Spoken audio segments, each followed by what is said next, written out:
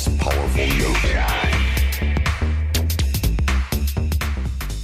Rise and shine, Ursine. It's time for the Danganronpa V3 Spoilercast and Danganronpa series wrap-up.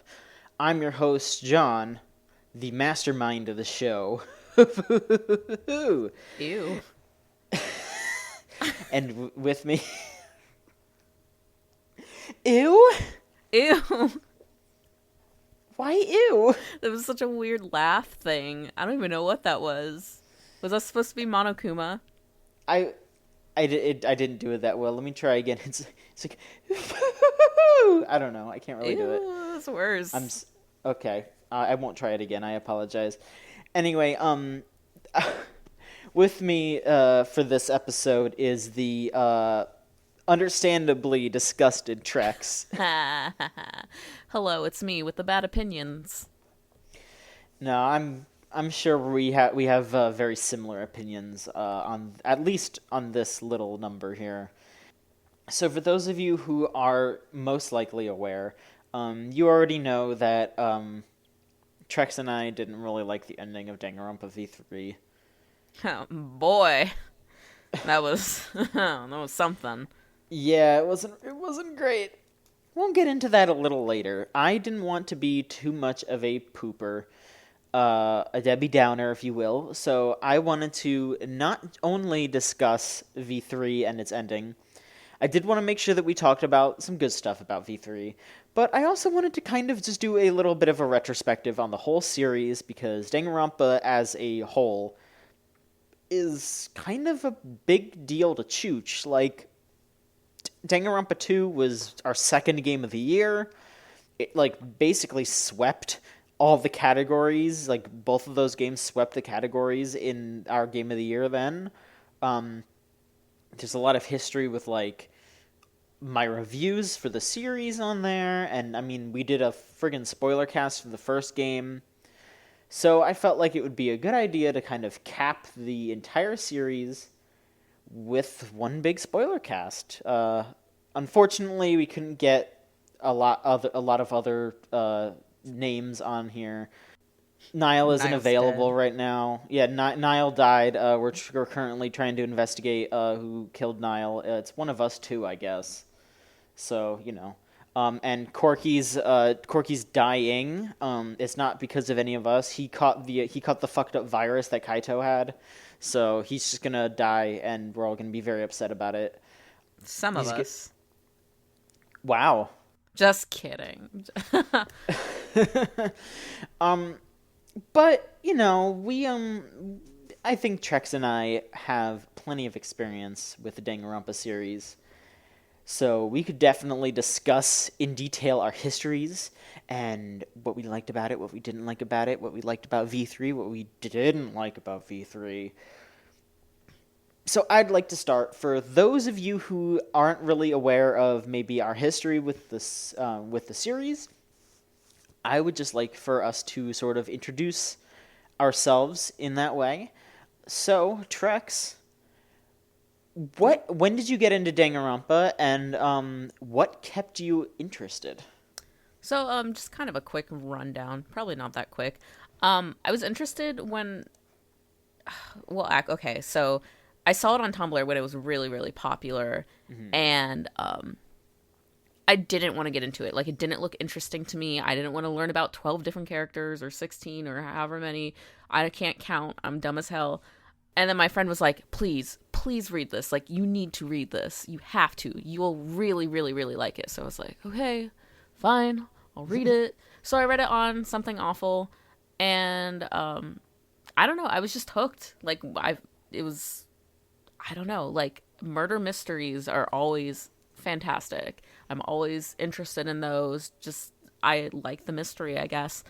And the story was really, really good. And so I read all of it on Something Awful, and then I moved on to number 2 on Something Awful again. I think they stopped the translations around the last 2 chapters, so I just ended up watching somebody's translated Let's Play on YouTube.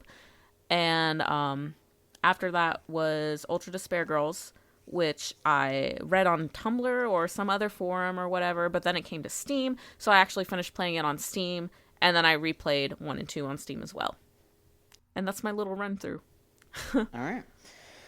So I got into Danganronpa in a similar sort of way. I saw it on Tumblr when the Something Awful Let's Play was being posted, and I saw the classic bits, the Chihiro's telling everyone not to be heterophobic, the Komeda lust train, The bad memes. the bad memes.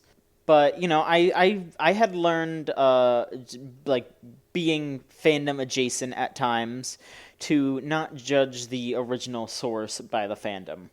I mean, most of us loved Undertale on this site, so I feel like that's something that you can understand. That we can separate that.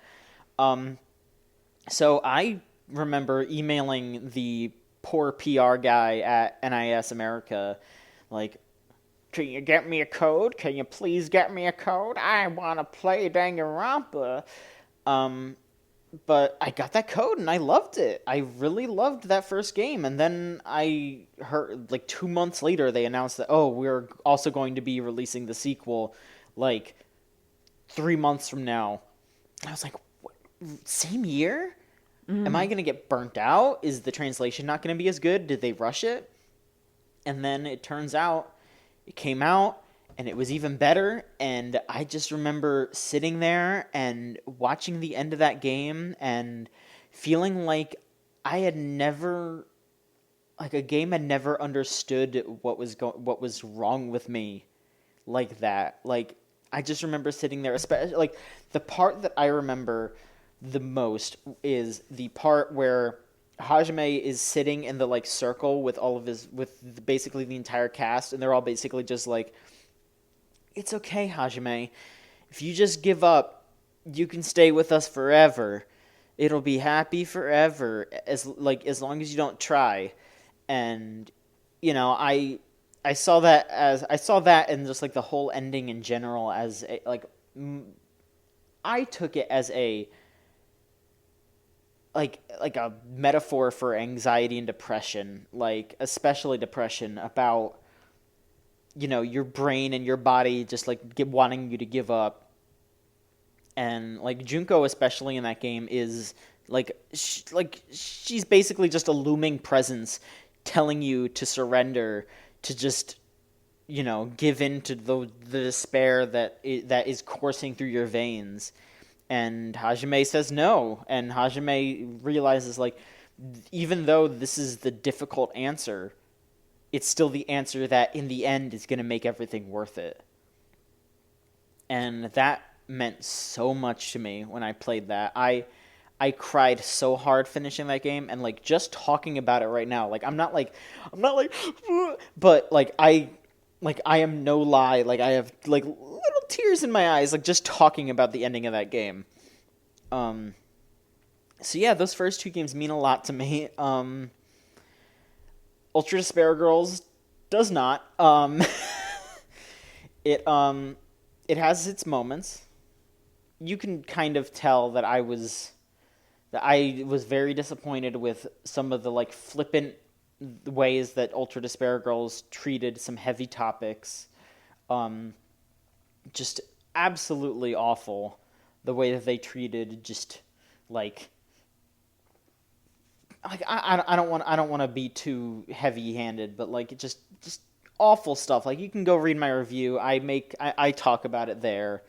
It was just not great, but there were also some okay parts in it. I did like some of the humor. I actually really enjoyed the combat. I actually liked that it was this like wonky third-person shooter. Mm-hmm. But otherwise it was a disappointment. So after that, and then after the anime, which the anime fucking sucks, we should talk a little bit about the anime. I'm gonna be real. I didn't watch the anime because I saw like screen caps of it, and I was like, I'm not gonna ruin Danganronpa for me. No, thank you. I watched little bits of the anime, and after a certain point, I was like, oh, this is reprehensible. This is really bad. And then I stopped watching it, and then I heard what the ending was, and I almost shat myself because of how fucking bad it was. Like, do you know how that ends? I actually don't. I never saw anything about the ending. Please tell me. So, okay, so in Danganronpa 2, they are pretty explicit that, like, the cast of 2 are all remnants of despair, and they were brought to Junko's influence through her, like, charisma and, she persuaded them. That was her thing. Like, the whole point of Junko as a character is that she is so charismatic and so conniving that she can convince anybody to do anything, no matter how awful it is, because she feeds off of their despair. In the anime, it's revealed that all she basically did was just convinced, and not even like with like super smart powers or like any like charm or like, she basically just kind of bullied a nerd and convinced him to make an anime that took over everyone's mind. And that's how she convinced the cast of 2 to be evil. It wasn't her, it was because she created a mind control device, basically. Oh. So that kind of ruins Junko, even. Like, it's not good. Yeah. I mean, to be fair, it's better than V3's ending. Most things are. Yeah. But yeah, I've experienced that whole series. I have reviewed every game, and it went from. I mean, I think I've given every type of score to a Danganronpa thing. Like, I gave the first one a 4, 2 a 5, another episode a 3, V3 a 2, and I feel like I would just give the anime a 1 because it fucking sucks. So there you go, all 5. The whole spectrum, the rainbow of reviews. Welcome. But no, yeah, that's basically how I feel about Danganronpa, and that's how I got invested in it. So when I had heard some rumblings about how bad V3's ending was from people who like spoiled themselves from the Japanese release, and I just heard like, oh, it's bad, it's very bad, and I didn't think it was gonna be as bad as it was. But we will get into that later. Mm-hmm. I don't want to front load this, you know? Right. So, now that we've kind of gotten our Danganronpa introductions out of the way, I'd like to be a little bit positive, at least, about V3. So, I'd like to start with us talking about the things that we enjoyed about the game. So, I'll start with you. Maybe talk about some characters that you liked, and we'll get the ball rolling from there. Who are some characters that you enjoyed spending your time with in Danganronpa V3? Okay, so this is really hard because we both kind of agree that it's like 50-50 as far as good characters and bad characters. Like 60-40 bad, 60-40. Good. Yeah. Okay. Yeah. My favorite is probably Himiko. Mm-hmm. I feel like she's probably the most fleshed out character. She is cute and quirky and tired and loves magic, and I'm like, me too, girl. Me too. But I've had friends compare her to Saionji. They're like, she's just another Saionji. And I'm like, no, Saionji was a piece of shit. Fuck off. Like, where would they get that from? Why did they say that? Like, because they're looking surface level, and they're like, Saionji was this, like, little girl. Like, she's just a little girl. I think that's all they see is just the fact that she's small. Yeah, they look small. Great. Saionji was a fucking brat, and she was evil. She was basically a female version of Kokichi, except Kokichi is better. Because Kokichi's interesting and like has like objectives and does what he does because he's trying to he has a character, and all she does is she's just like, I'm the shitty dancer girl. He. There's going to be a scene where I'm getting my fucking back washed and all the lolicons are going to jack off to it. And I'm just like, please stop. At least she dies. Thank God. Yeah, thank goodness. You've done us a service, Mikon. No, that's a little fucked up. That's a little fucked up to say, but whatever. It's Danganronpa, baby. Everything's fucked up. Yeah. But yeah, I mean, so yeah, you said you liked Himiko and Kokichi. Is there anyone else that stood out to you as a good character in V3? Kibo. Kibo. I love Kibo. I love Kibo. Kibo is fantastic, and I love him to death. And my friends, this is another stupid thing that my friend said. They're like, but what about Nekomaru in Danganronpa 2? He was a robot too. And I'm like, wasn't he like a robot for like only part of it? And that wasn't his specialty. I mean, he's amazing. Like no matter, like he's amazing when he's not a robot and when he's a robot. Like I love Nekomaru. You know, he has to shit all the time, and then when he's a robot, he just gives you soda, and that's great. I love Nekomaru. Yeah, but I mean, I don't know. Like Kibo's They're not similar at all. They're not. Like there's nothing that needs to be said other than they're not the same character. They're not similar. Does Kibo even have to shit? No, Kibo never shits. I mean, I love Kibo, but that is definitely a point against him. Yeah, that's true. I don't think he gives out free sodas. At least compared to Nekomaru. Yeah, exactly. Like, he doesn't give out sodas and he doesn't take shits. Like, those are 2 points against him, but he's got a lot of other points for him, so it's okay. It balances out. I liked Miyu. I didn't love her because after a while she kind of gets a little bit okay. I didn't think it was that bad at first, but Yeah. but like by like chapter 3, I was like, okay, I can flip a coin. It's either going to be heads she talks about her boobs or tails she talks about cum. Like, that's it. Yeah, I don't know why, but like that obsession didn't start until like the trial of the 3rd chapter. Like, yeah, she talked about cum sometimes, but it wasn't like every sentence. And then suddenly, like chapter 3's trial, like she has like a whole little debate scene where it's just her being like, despair, cum, call me a dumpster, blah blah blah, and I'm like, oh Lord, let's get this over with. Yeah, like I thought it was like interesting seeing her in chapter 4, like kind of cook up her own scheme.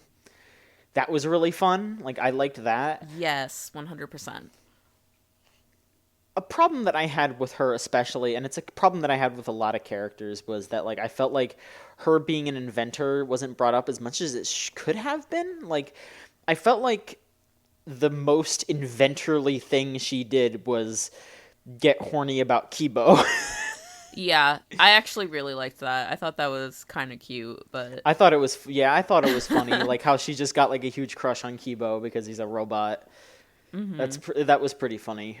I liked Maki at first until suddenly I'd say about the same time Miyu started to lose control. All Maki would ever say is, "Do you want to die?" Like, shut the fuck up, Maki. Like, I've heard it 1,000 times before. You're not gonna kill me. Yeah. But I feel like a big problem with a lot of characters in this game is how one note they were. And I sort of liked Kaito around the middle, and then toward the end, I was like, he's a little too positive for me. Like, I don't know. See, I liked Kaito until I realized something, and then like I liked him, but it became a lot more like with an asterisk. He is just Kamina from Gurren Lagann. That's it. 100%.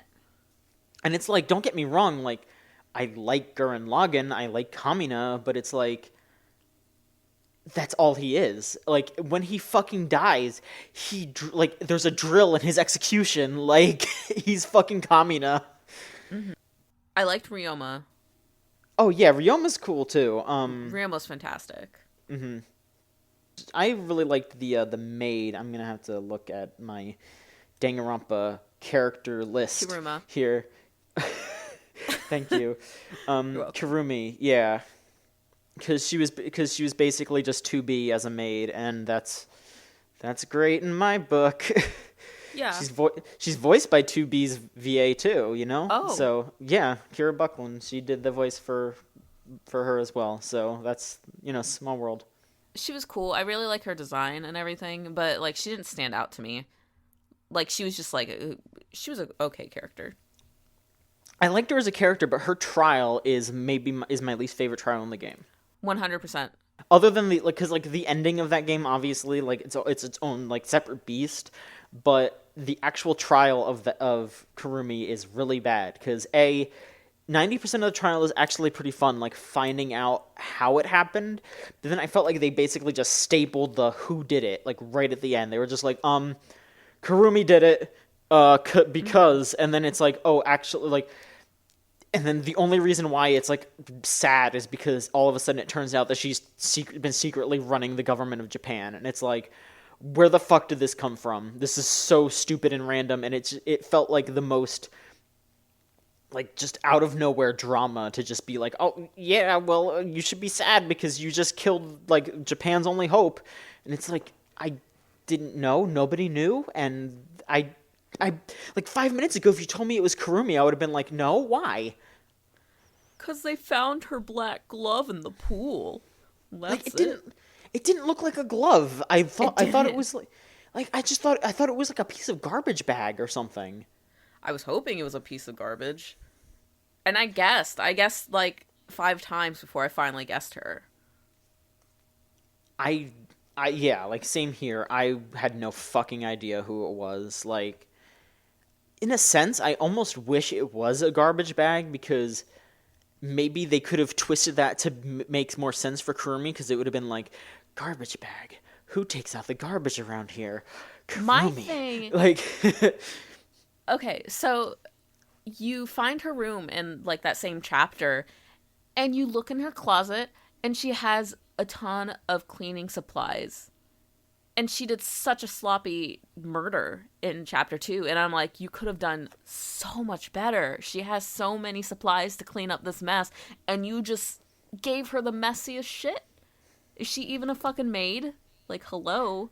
yeah, like they make this huge deal of her being this like incredible, like superhuman, and she just bungles her way through a murder, and it's just like, oh fuck, oh, I guess I gotta throw him in the fucking piranha tank. Oh god, like it's completely unbelievable, and it's out of nowhere, and I feel like they wanted to get rid of her. Basically, they were like, oh, she shouldn't, like to make a really stupid JoJo reference that you're probably not gonna get. It was like.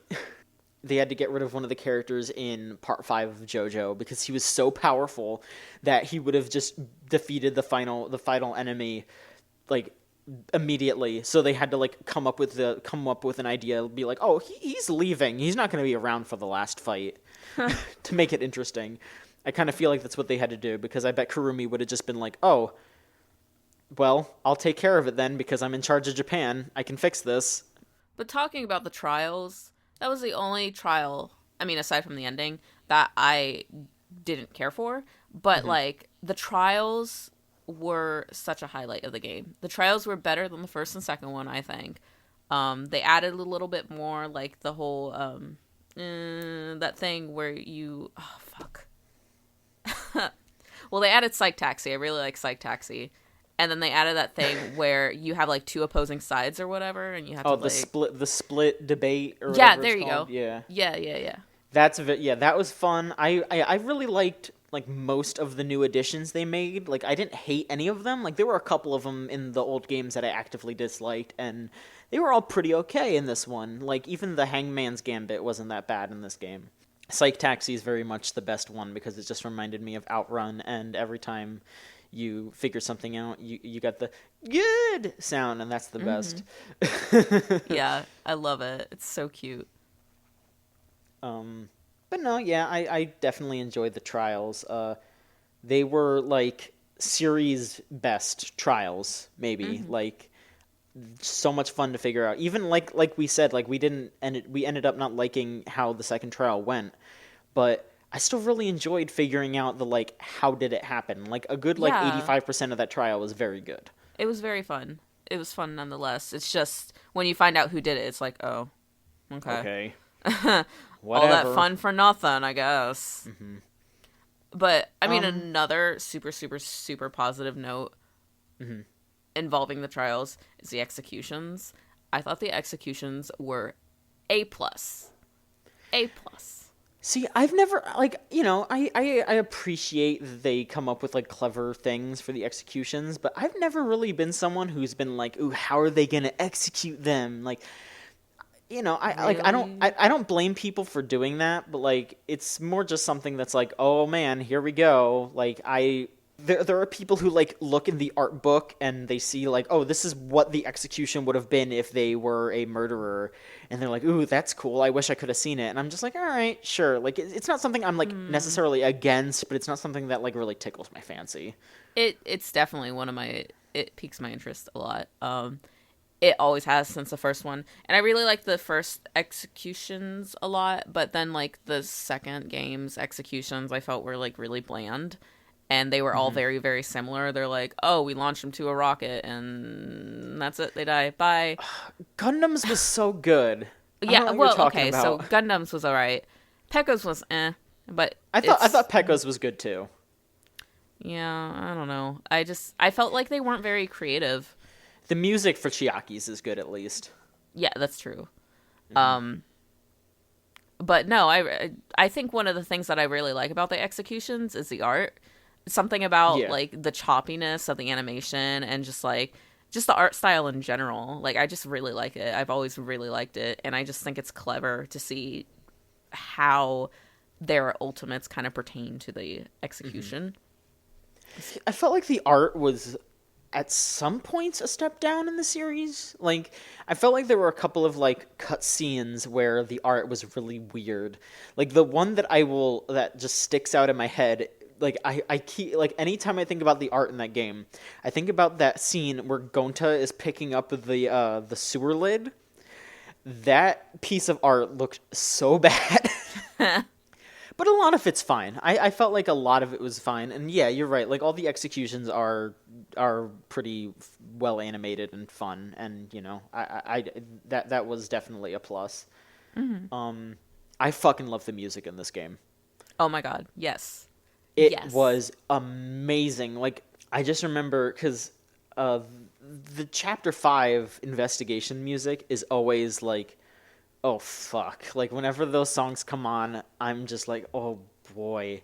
Like, I wasn't ready for it. I mean, obviously it's not going to beat Danganronpa 2. Like, I bring up that fucking song so often. Like, people know, yes, John, you're going to talk about Ekaroshia again.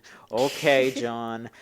But the one for V3 is also really good. Like, I recognize, like, that they, like, put a little, like a couple of, like, leitmotif references to, like, past Investigation 5 songs, like, from 1 and 2. And I was just hearing that, and I was just like, yeah, I'm hearing a little bit from the old games. Fuck yeah. And it's so good. Ugh. It's just, like, it got me so pumped up. And then, just, like, music from the rest of the game was even great. Like, even after I was, like, so angry with the ending, I still, like, went on YouTube and just listened to the music. I was still just, like, I was just sitting there with, like, my arms crossed, pouting, like, I'm angry at you, but I'm still gonna enjoy the music. Like, fucking Monokub's theme. Oh, 100%. I think that's my favorite. And I think this is kind of like a weird thing to like, but I really liked Chapter 3, the new level of the school. I like that music a lot for some reason. The, like, creepy vibe to it or whatever. I don't know. I liked it. Mono Cub's theme was such a bop, though. Like, it's good. I just... I feel so bad because I was, like, fucking, like, forcing, like, jokes on Twitter about it. Just tweeting at like, Niall and shit. Like, hey, Niall, did you know, that he can't even talk about it. Oh my god. Just like, Niall, did you know that, he is the, like, like, dude, like, right now you're on the threshold of an amazing adventure. Why don't you appreciate that a little bit more? Like, the best part of that song is the guy is just like, 1, 2, but then, like, right at the end he goes, 3. Like, oh fuck, like, here we go. Like, That song kicks so much ass. It sucks. Yeah, it's good. It's like it's like it perfectly encapsulates like my like opinion of those games in general, where there's like this like legitimate like craft and like badassness to it, but it's also dumb as shit when you really think about it, and it's just so much fun. It's so much fun. Yeah, it's good. I love it. So, I think that would be a good way to segue into some more specific things we might have disliked about the game. Mm-hmm. I really, really didn't like the Monocubs. How did you feel about them? I loved the Monocubs. I couldn't fucking stand them. Holy shit. I was always so excited when they came on screen, and they have all these little antics. The only one I didn't like was Mono Fanny or whatever her name was. She was literally just Usami. Like I was over it. I just felt like they like, because the thing is like the way that I explained it to like Mike, I remember I was talking to Mike about it, and I was like, I feel like the reason why I dislike them is because A, they like wrest the spotlight away from Monokuma, which, you know, I would be fine with that if I liked them, because like I still really enjoyed Monokuma in V3. Like I will never not love Monokuma. Like I still have my Monokuma plush with me right now as we're recording. He is with me. He knows that I was disappointed in V3, but my son will always forgive me because I love him so. I just felt like they wrest the spotlight away, and then they don't do anything interesting with it. Like they do their own little antics, and they never get involved with like the actual like plot. Like Monokuma would interact with the characters. Monokuma would do stuff. Monokuma does stuff in V3, but I feel like the Monocubs are basically just in their own little world. And it gets really annoying when it like I would be more okay with it if their antics didn't take like 7 literal minutes to get through. I don't know. Like, I think that's one of the things that I liked about it. Just like they come in and you think, you know, they're going to be like Monokuma and be like, oh, they're going to push the plot along and, you know, interact with the characters. And they're so like dumb and stupid and just rambunctious that they just kind of like interact with each other. Like they don't know what to do. So they just kind of stumble over each other the whole time and fuck everything up. And they can't find the time to interact with these characters because they're cubs, they're children, you know. I don't know. I feel like I might have liked it more if like maybe they had like some better interactions with Monokuma, because like Monokuma just like sitting there and fawning over them got old really quick. And like the only part that I really liked with their interaction was the part where like Monokuma breaks and like starts balding. Like I thought that was really funny, and then Monokuma just shows back up and it's just like, oh, I just went on vacation, whatever. Like that was really funny. That was good.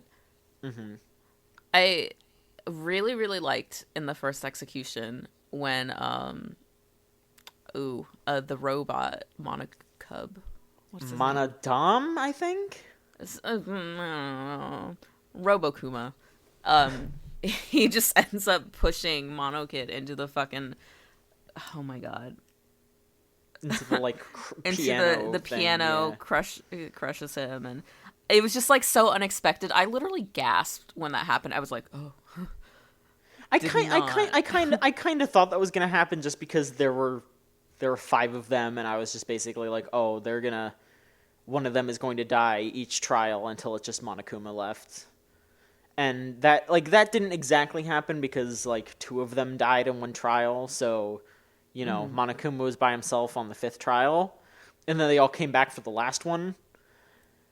And you know, like I mean, I definitely laughed at like a couple of things that they did. I definitely laughed when Monokuma just kept killing them and was just like, oops, sorry about that, everyone. Like, I don't know, some of it was funny, but I just felt overall it detracted from the like style of comedy that Monokuma was, and like how he is this like force of chaos that doesn't necessarily like directly interact with them, and it's more just like this piece of shit that just like eggs them on to do awful things. Like I like that about Monokuma, and then the Monokubs are basically just like, oh god, what are we doing? Like I don't know.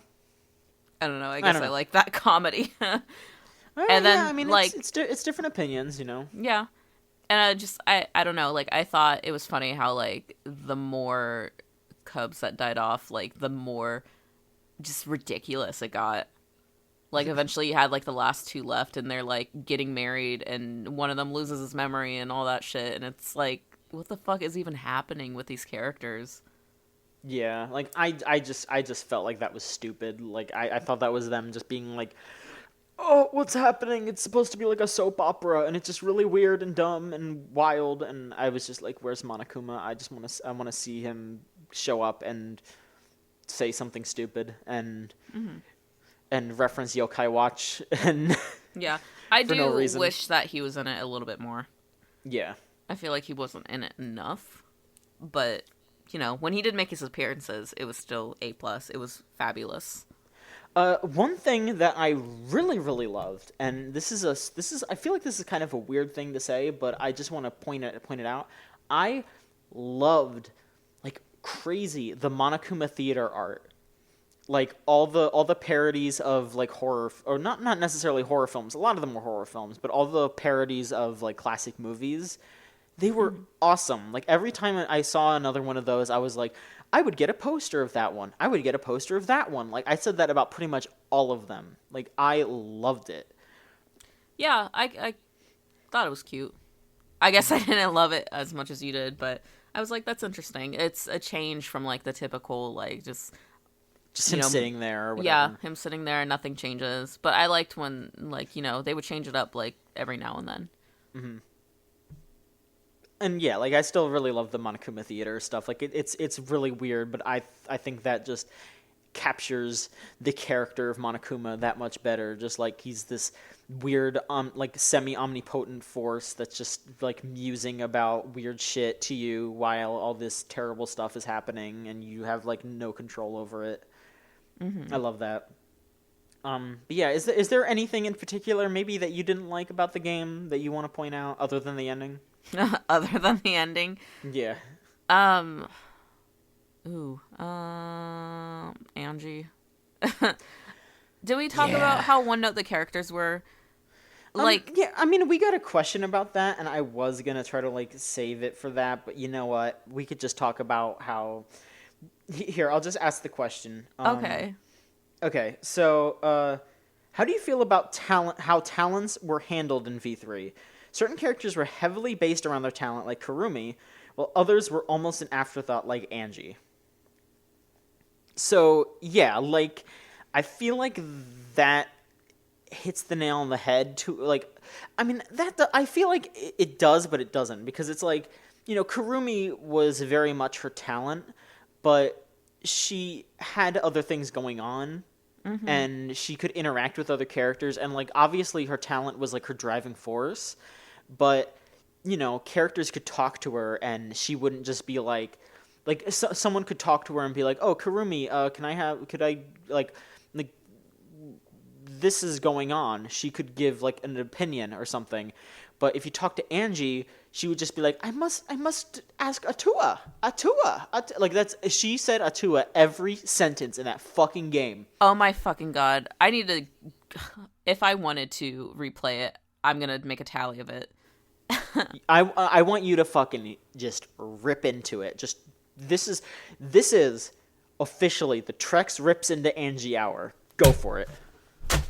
All right, bitches. So Angie is the fucking super high school level artist, or ultimate artist, I guess.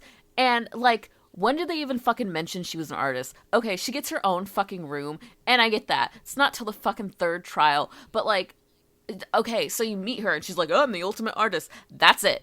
That's fucking it. Every sentence after that is some shit about Atua. I'm fucking sick of it, okay? Like, you can be...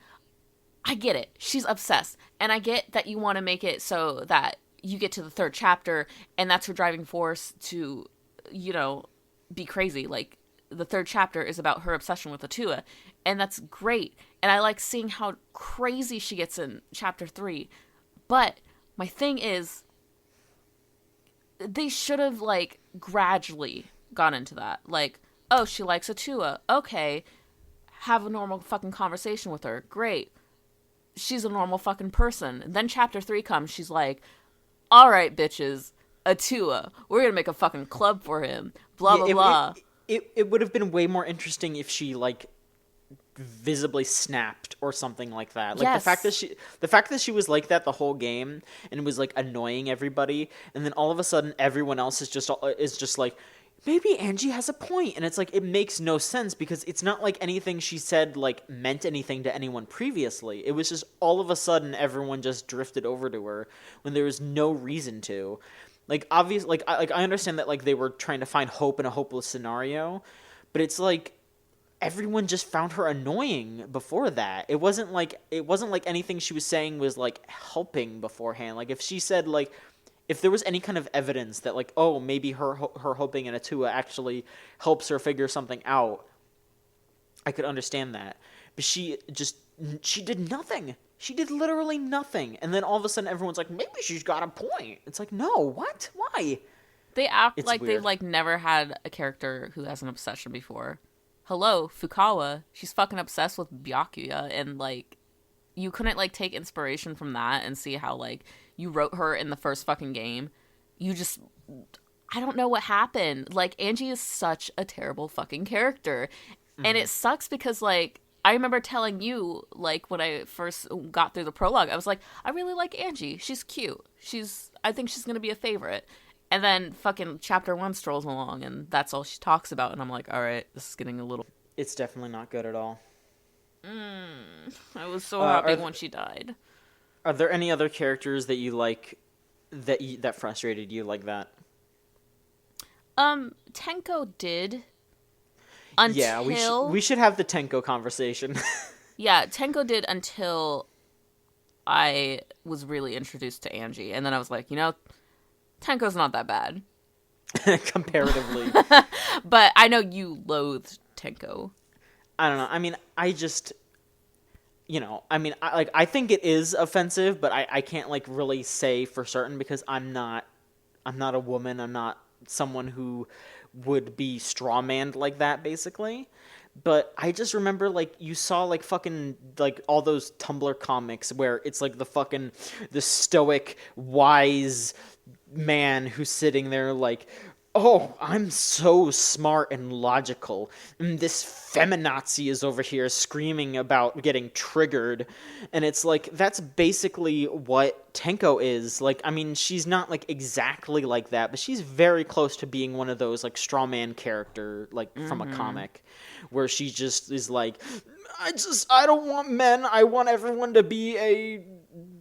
blah blah blah blah blah. Like, it's super fake. Like, she might have, like, if by, like, chapter 2 or 3 she was just like, she just started talking about, like, literally identifying as an attack helicopter, I would not have been surprised. Like, I would have been like, okay, yeah, that seems about right. It was just not. It was not good. It was very frustrating. Like, I mean, if like, you know, like, I don't trust Danganronpa to handle, like, heavier topics about, like, maybe assault or, like, previous traumas because of what happened in another episode. But, like, I mean, at the very least, if there was some sort of, like, reason to why Tenko was the way she was, I would be a little bit more forgiving, maybe. But all they kind of did was just imply that she was a lesbian, and I felt like that's probably even more offensive because that just says, like, oh, she just hates men because she's into women, and it's that she's crazy. Why would she only be into women? That's stupid. She must just hate men. Like, that just seems even more offensive. And she was just a really shitty portrayal of feminists. Yeah. And, like, you know, being one myself, it rubbed me the wrong way. It's really off-putting, and, you know, like... Yeah, it felt like they were making a joke out of feminism. They're making a joke out of feminism, and I felt like they were also making like a lot of... You know, I mean, obviously this isn't just for Japan, but like a lot of Japanese like stories of like Yuri stories are kind of like it's a phase, they grow out of it. So I felt like that was almost like similar to that, or maybe even worse, because it was like making a joke out of it completely, just basically being like, oh, Tenko's into Himiko just because she's crazy. It's like, no, like, just fucking, if she's gay, she's gay. She doesn't have to freak out about men being near her if she's gay. Like, that's not how lesbians are. Like, they just like women. Like, stop. Yeah. It was very frustrating. Just anytime I had to interact with her, like, and it was especially frustrating because she does start to warm up to the main character, but then like she keeps like having to put an asterisk onto it. Like I like again, like I feel like I would be more forgiving if maybe she did just straight up warm up to him and didn't have to keep going, "Oh, you're okay for a degenerate male." Yeah. It's so bad. But yeah, I mean, are there any other characters or frustrating things about the game that you want to bring up? Not really. Like, I mean, everybody was sort of one note. Not everybody. Most of the characters were pretty one note. But I think, the characters that stood out to me the most were Tenko and Angie. But, like, I don't know. A lot of the characters were just kind of predictable. Like, Kyo, you'd be like, oh, he's just gonna laugh before he says something to me. Like, great.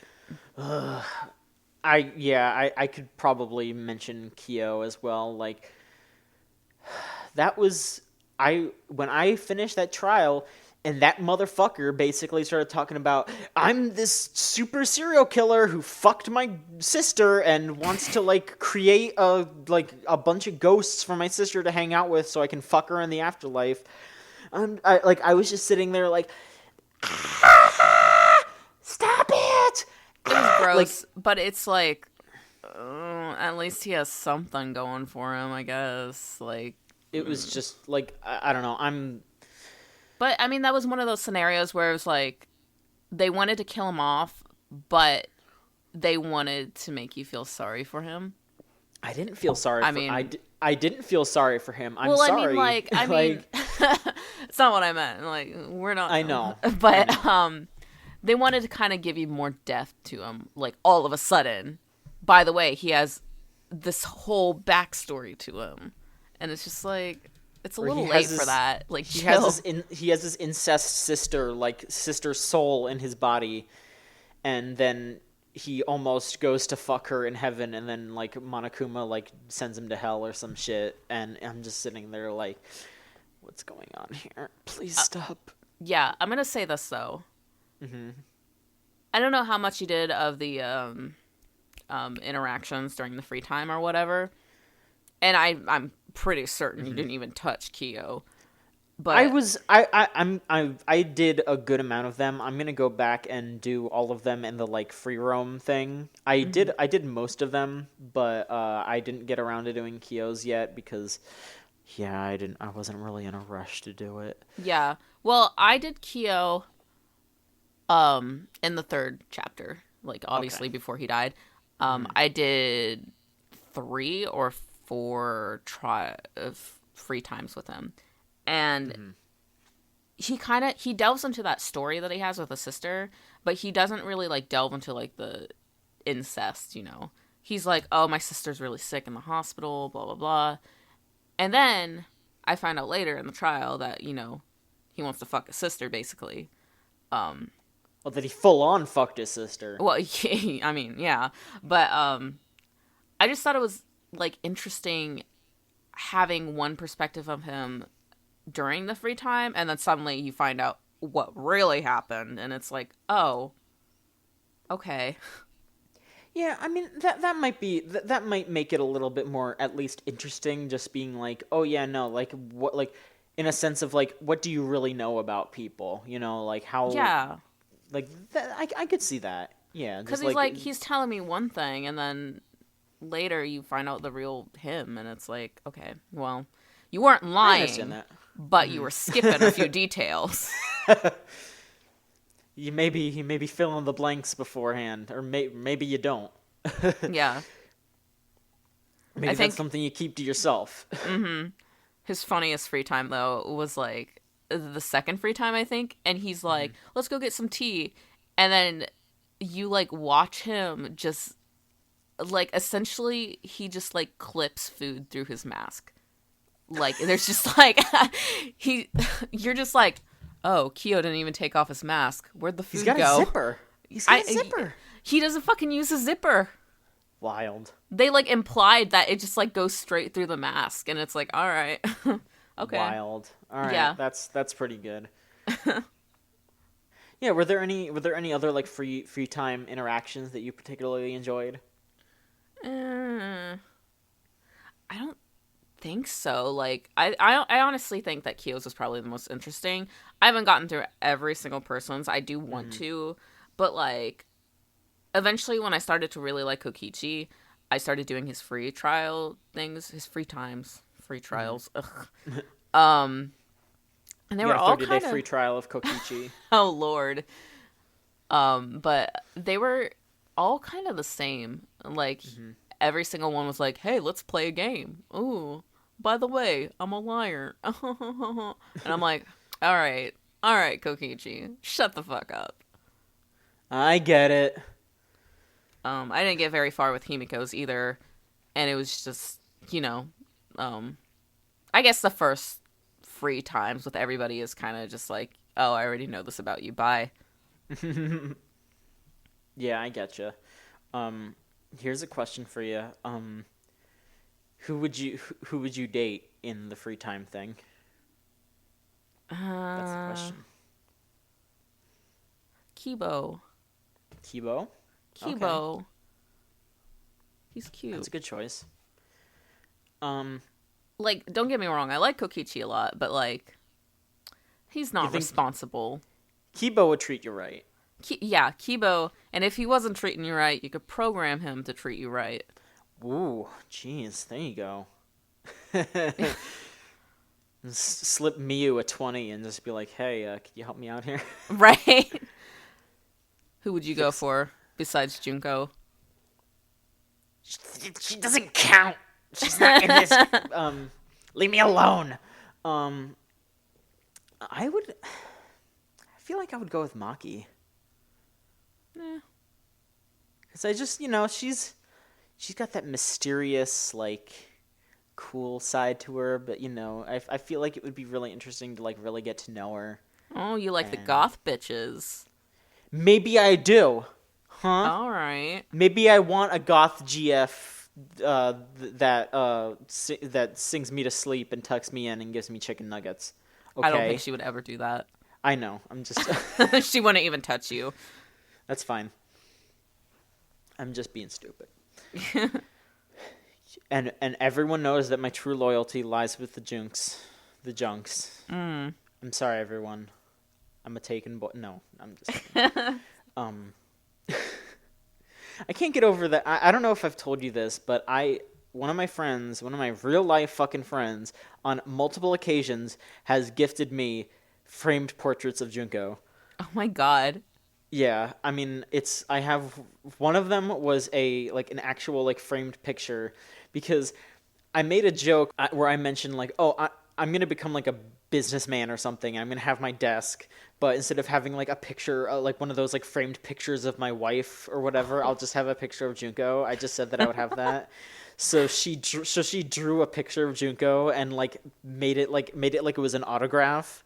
Like, wrote, like, to my biggest fan, John, love Junko on it, and put it in a frame, and I have that. And then the next year, she gave me a fucking little, like, ornament, like a Christmas ornament with a picture of Junko in it, like, to put on a Christmas tree. And of course I didn't do that because my parents would probably think I'm fucking insane if I did that. What is this weeb shit? Those are really good. Is there anything else that you feel like we should discuss about V3? Honestly, I think we can start going into the last chapter. You want to get into the ending? Not the very ending. I want to touch on something first. Okay, go right ahead. Okay, so you were making a big stink about the ending, And I was like, can't be that bad. I have bad opinions. Like, I'm sure I'll think it's fine. I'm a very forgiving person. So I start the last chapter, and I'm like, I like this. Like, Kibo's destroying shit. I really like that too. I love that, like, Kibo, like, once his antenna came off, like, Kibo just, like, freaking out and basically being like, there is no hope anymore. The only way that we can end this is to just destroy everything. Like, I need to stop this from ever happening again. I thought that was brilliant. I liked that you had to go through the school and, you know, find the last clues or whatever, while avoiding the mechs or whatever. And destroying the rebel and blah, blah, blah. Like, I like that, like, last panic exploration dealio, you know? And I was like... that was really fun. Yeah, I was like, is this what John thinks is so bad? No. Like, is this shit? Nah. Then we get to the trial. And, boy. Okay, so I'll just go over what happens for those who maybe listen to this out of curiosity, who are not playing the game. So I'm so depressed saying this. Like, I wish this was like a video podcast. You could see just like how my body is drooping down, just like, oh. I'm gonna need a stress nap after this. Yeah. So, it turns out that Danganronpa V3 isn't the third Danganronpa. It is the 53rd Danganronpa. And every Danganronpa is it's basically a reality show that people sign up for, and it's a manufactured show to instill hope in the populace, because they don't really have because the world is peaceful and they don't really have any strife, but they want to keep the world like contained and like docile by showing them like if you let things get bad, this is what's going to happen to you. And then people become fans of it, and it turns out that Kibo's antenna is him basically receiving audience votes and like basically like tweets about it and shit. Like he's the audience surrogate. And it just full on says like, oh yeah, no, the previous events of Danganronpa didn't actually happen. That was all fake. Just like this is fake. Even though I guess people still died. Like, it's still like people sacrificed themselves basically for this reality show. And they just... The ending of the game is you like refuting the existence of Danganronpa in and of itself, and saying that... Now, I feel like this is like my interpretation of it, and I know that people disagree with this, but my interpretation of it was basically that Danganronpa as a concept is something that you shouldn't be like... That shouldn't have been such a like... I don't know how to word it. I felt like the game wanted me to feel bad for being a Danganronpa fan. I felt like the game wanted me to feel bad that I got hope from Danganronpa. You know, it's like, really funny because I remember we kind of discussed it a little bit, like after a few chapters of me playing it and you almost finishing it, and you were like, my biggest fear is that Junko just pops up at the end and is like, you're a bad person for enjoying Danganronpa, and then you get to the ending and you experience that and you're like, John's right. John's predictions came true. It was that, but worse, because they like, it wasn't just them saying you're a bad person for enjoying it. They specifically said like, you know, even though this is manufactured, the fact that you had to see someone suffer for you to get hope is wrong. And that is just insane. That is such a backwards way of thinking, especially when at the end of the game they specifically try to say like fiction is extremely important. It's important that you get something from fiction. When just moments beforehand, they straight up say something to the tune of, "These characters suffered for you to get hope, and that's wrong." It's like they're fake.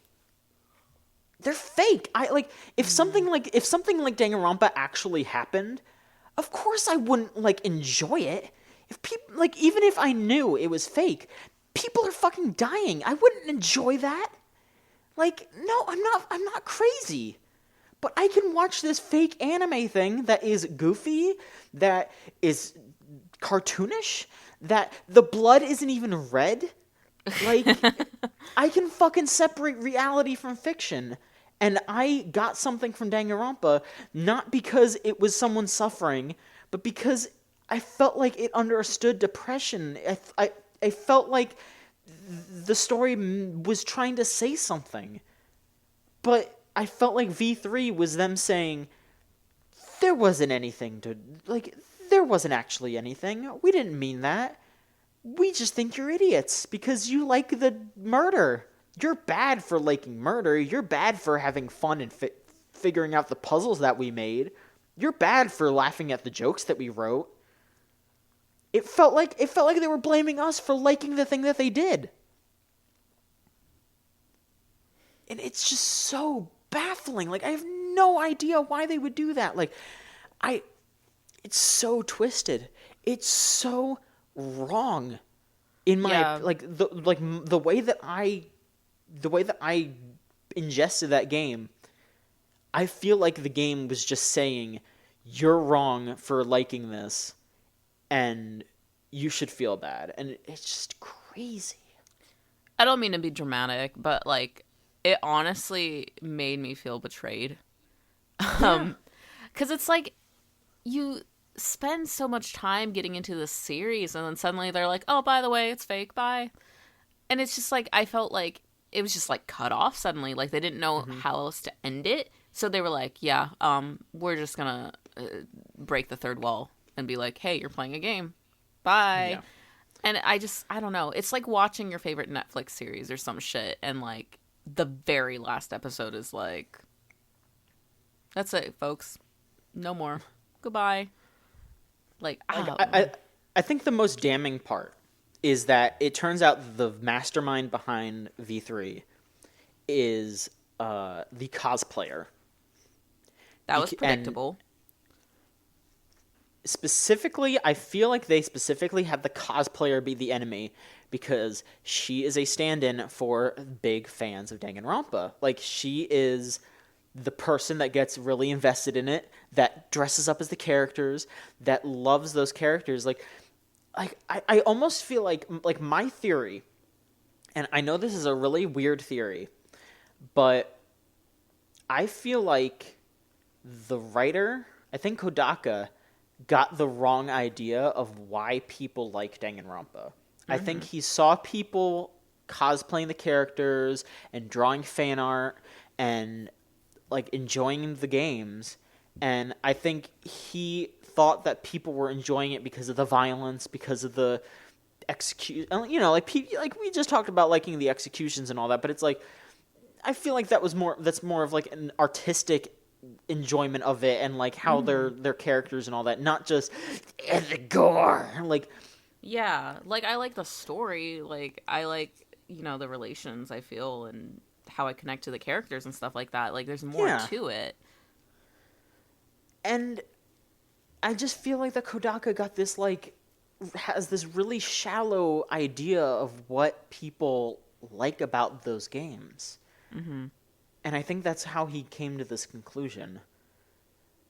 And I don't know, it's just incredibly frustrating because I felt like this was Kodaka putting a shotgun blast into the series and then turning around and saying, "This is your fault. Because you kept asking for more. This is your fault. I had to do this." I feel like he overwhelmed himself. Mm-hmm. And it's I don't know anyone who asked for. Nobody was saying, "Oh my God, we need to have Ultra Despair Girls. Oh my God, we need that anime." I was fine after number 2. I was like, Like, if that was it, that would have been fine. Yeah. Like, I was like, you know, it'd be cool if there's another Danganronpa, but I'm worried that it's not going to hold up to number 2, and, you know, just seeing how number 2 ended, I'm fine with that. Like, it's okay. Yeah. It's a good ending. It's solid. I don't know. I feel like it tied everything up pretty well, and then they just kept adding it on, and it just kept skewing the timeline and shit. Yeah. And, okay, so when I found out that it was a TV show, I, like, rolled my eyes, and I kind of, the rest of it, I kind of just skimmed over, because I was just like, I can't do this. Like, I cannot do this. So I basically just fast-forwarded through most of it, and just skimmed over most of it. So I have this thought in my head. I've had it since I finished the game, because something didn't make sense to me, and I don't know if they actually touched up on it or not. What's her face? The fucking cosplayer bitch. I don't remember her name. Tsumugi. Yeah. Okay, well, blue bitch. She mentioned, well, one of the reasons they found out it was her was because it was fiction or whatever, was because they were like, but Tsumugi, you can't cosplay as, you know, real characters because you break out or whatever. And she's like, oh, that's, you know, you're all fiction. But I specifically remember in the first chapter with Kaede, she dresses up as Kaede, and then she fucking has cospox. Did they say anything about that? Did I miss something? They don't. They just, like, she dresses up as the characters from Danganronpa 1 and 2, but they don't explain why she couldn't dress up as Kaede. I don't like that. That rubs me the wrong way. Because, like, yeah, Kaede would be a fictional character then. See, that made me, like, I don't know. It just made me feel like the ending was really lazy because of that. Because I was just like, look at this loophole. Like, what the fuck? Like, the only reason why they wrote it the way that they did was so that way you would come to the conclusion that Kaede is the murderer of the first trial. That's the only reason why they wrote it that way. And then so they can introduce the twist that Kaede wasn't actually the murderer in the first trial. You know. Yeah.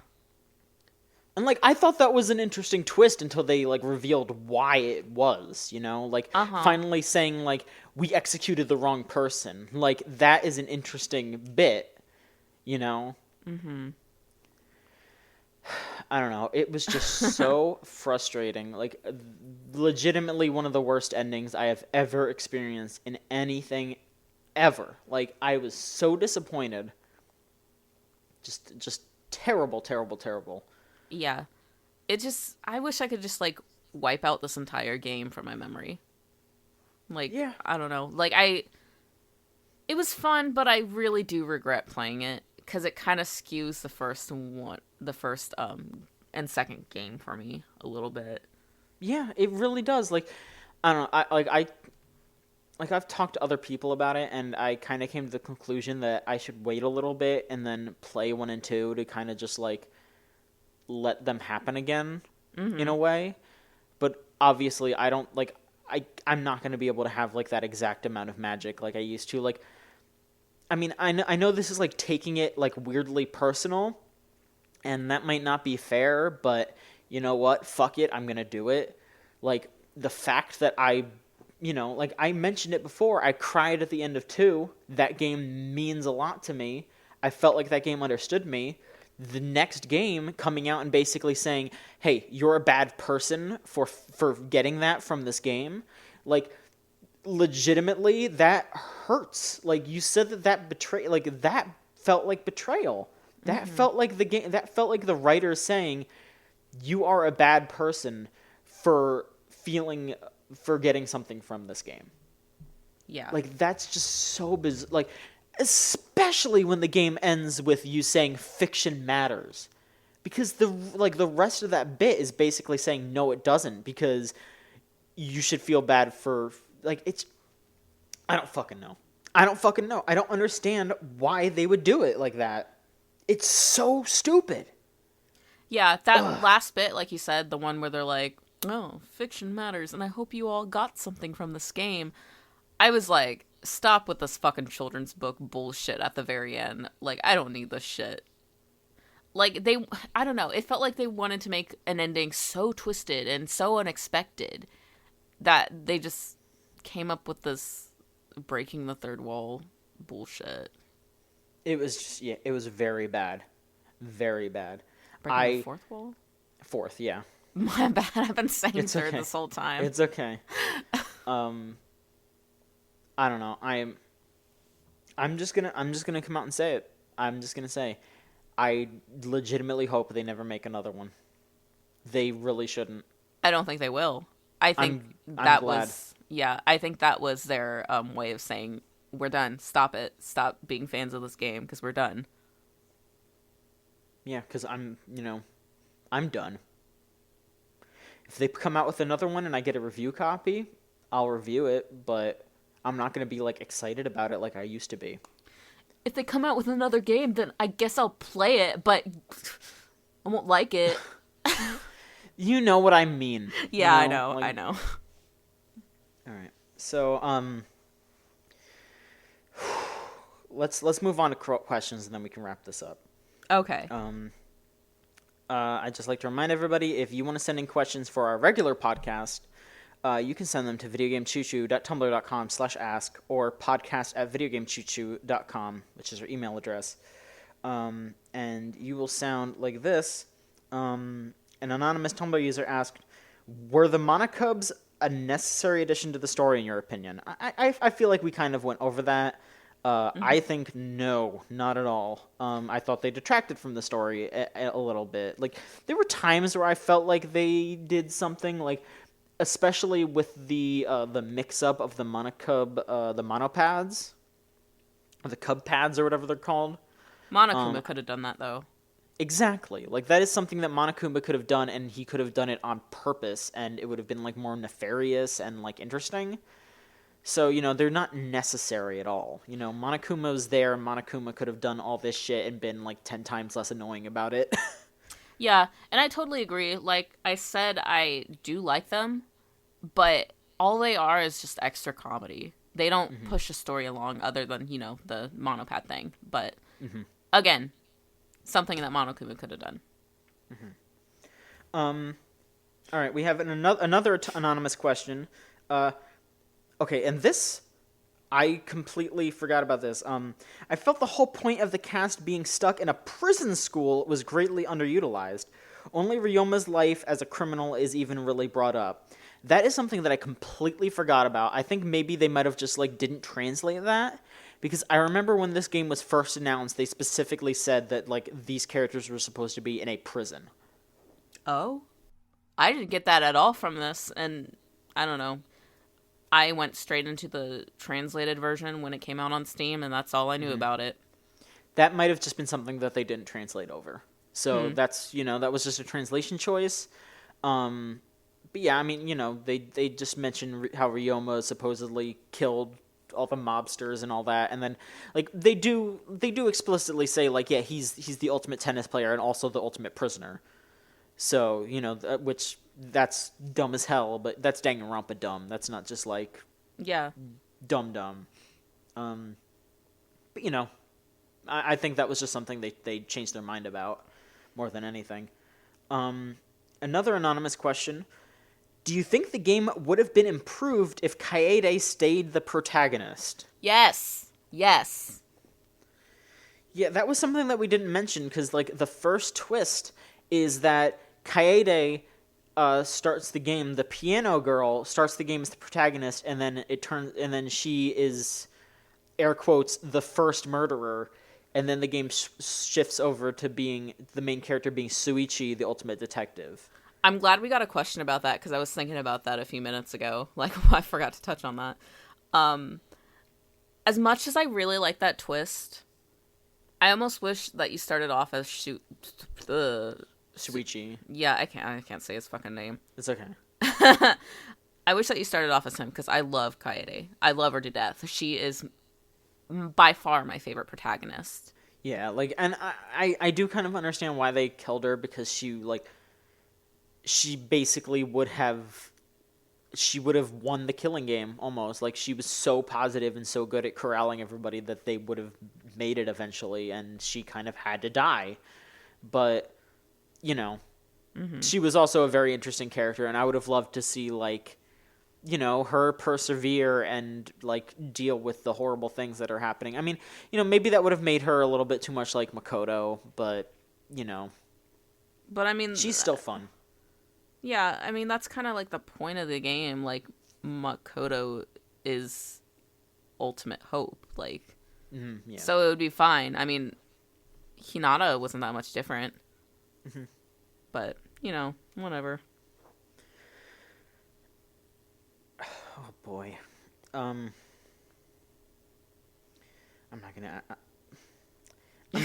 not gonna ask the question about Junko getting her boobs out. Oh. Look. You know where to look, okay? Okay. That's all I'm gonna say. Okay. Our last question is from another anonymous Tumblr user. And again, I would like to remind everybody that if you want to ask a question, send them to videogamechuchu.tumblr.com/ask or podcast@videogamechuchu.com for emails. Our last question is, how do you think the series will move forward after the critical pitfall that is V3's ending? It will not. It won't. It's over. Nope. It's over. Yeah. Like I said, willing. it's very clear that that's, they wanted it to be over. If that meant just completely ruining it so we wouldn't ask for another one. And the thing that upsets me is that, I can't say, I don't want to be judgmental of people who did enjoy the ending. I feel like people get different things from different games. I can't, like, straight up say, oh, your opinion is wrong. That's not right of me to do. But I would be incredibly frustrated if they did make another one because people liked this game so much and it did keep getting a positive response. And Spike Chunsoft said, you gotta make another one. Because if they did make another one, I can't even imagine what they would do to try to, like, really kill off this series. Like, I can't fathom what they would do. It would basically just, like, it would be like Makoto would just, like, stand on a mountain and, like, say every racial slur and then just say, please, I beg you, cancel this fucking series. Oh my Please. Like, he would just be, like, Makoto would just be like, hello, I'm Makoto, and I am extremely racist now. Please stop making these games. Like, I can't imagine what else they could do. Jesus. Do you have any thought of a way that they could, if for some reason, like, 5 years from now, they wanted to make another one, is there any way that they could fix it? I don't think they can actually fix this mess. After V3, there's no way you can fix it. I feel like if they actually wanted to end the game, as if V3 didn't exist, if V3 never came out or anything, there are hundreds of possibilities. I even have, like, my little OCs that have a solid ending and stuff, or, like, a fan Danganronpa roleplay or fucking whatever. So many good endings. Like, but, I don't know. You have an ending like V3's, and it's just, I can't even think of a way to recover from that. And it's like, if they still wanted to break the fourth wall, like, okay, Undertale did it. Undertale did it in a great way. And yeah, that is something I specifically mentioned because Undertale is a game about fandom. It is that game is specifically about you should enjoy what you enjoy. You should love what you love, but you should also realize that these things have a lifespan, and if you keep going with it, you're gonna overdo it. You're gonna wring it out of everything, and it's eventually gonna get ruined. And, like, you can see that with the Undertale fandom, like, people drawing fucking multiple versions of Sans begging for cum. Like, you don't need that. I beg you to cease.